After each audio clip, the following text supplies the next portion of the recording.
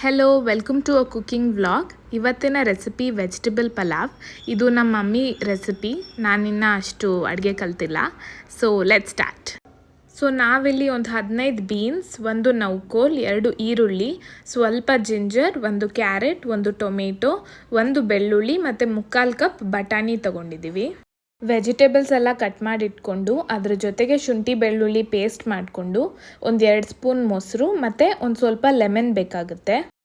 3/4 glass normal rice ಮತ್ತು 1/4 glass basmati rice mix ಮಾಡಿಕೊಂಡು ತೊಳೆದಿಟ್ಕೊಂಡು ಸೈಡಲ್ಲಿ ಇಟ್ಕೋಬೇಕು. ಕುಕ್ಕರ್ಗೆ ಆದಮೇಲೆ ಒಂದು 4-5 ಸ್ಪೂನ್ ಎಣ್ಣೆ ಹಾಕೋಬೇಕು.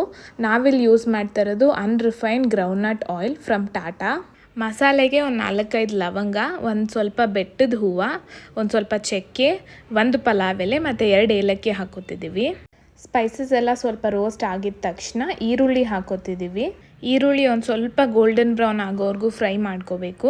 ನೆಕ್ಸ್ಟು ಶುಂಠಿ ಬೆಳ್ಳುಳ್ಳಿ ಪೇಸ್ಟ್ ಹಾಕ್ಕೊಂಡು ಹಸಿ ವಾಸನೆ ಹೋಗೋವರೆಗೂ ಫ್ರೈ ಮಾಡಬೇಕು.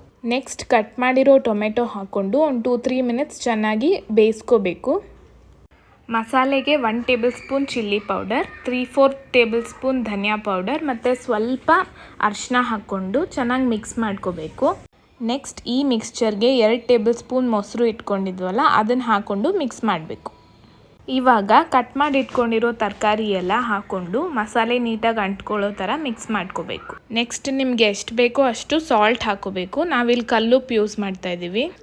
ಇದಾದಮೇಲೆ ತೊಳೆದಿಟ್ಕೊಂಡಿರೋ ರೈಸ್ ಹಾಕ್ಕೊಂಡು ಚೆನ್ನಾಗಿ ಮಿಕ್ಸ್ ಮಾಡ್ಕೋಬೇಕು, ಸೊ ದಟ್ ಮಸಾಲೆ ಎಲ್ಲ ಅಂಟ್ಕೊಳ್ಳುತ್ತೆ ರೈಸ್ಗೆ ಅಂತ. ನೆಕ್ಸ್ಟು ನೀವು ತೊಗೊಂಡಿರೋ ರೈಸ್ ಕ್ವಾಂಟಿಟಿ ಬೇಯೋಕ್ಕೆ ಎಷ್ಟು ನೀರು ಬೇಕೋ ಅಷ್ಟು ಹಾಕ್ಕೋಬೇಕು. ಇದಾದಮೇಲೆ ಒಂದು 3-4 ಡ್ರಾಪ್ ಅಷ್ಟು ಲೆಮನ್ ಜ್ಯೂಸ್ ಹಾಕ್ಕೊಂಡು ಚೆನ್ನಾಗಿ ಮಿಕ್ಸ್ ಮಾಡ್ಕೋಬೇಕು. ನೆಕ್ಸ್ಟ್ ಕುಕ್ಕರ್ ಕ್ಲೋಸ್ ಮಾಡಿಬಿಟ್ಟು ಅದು ಕೂಗಕ್ಕೆ ಬಿಡಬೇಕು. ನಾವಿಲ್ಲೊಂದು 3 ವಿಸಲ್ಸ್ವರೆಗೂ ಕೂಗಕ್ಕೆ ಇಟ್ಕೊಂಡಿದ್ವಿ.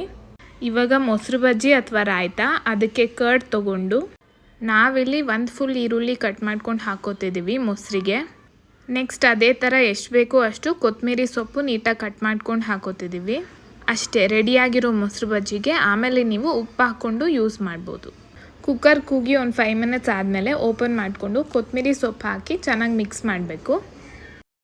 ಅಷ್ಟೇ, ಪಲಾವ್ ರೆಡಿಯಾಗಿದೆ. ರಾಯ್ತಾ ಜೊತೆ ಸರ್ವ್ ಮಾಡ್ಕೋತಿದ್ದೀವಿ. ಈ ರೆಸಿಪಿ ನಿಮಗೆ ಇಷ್ಟ ಆಗಿದ್ದರೆ ಟ್ರೈ ಮಾಡಿ. Thank you for watching.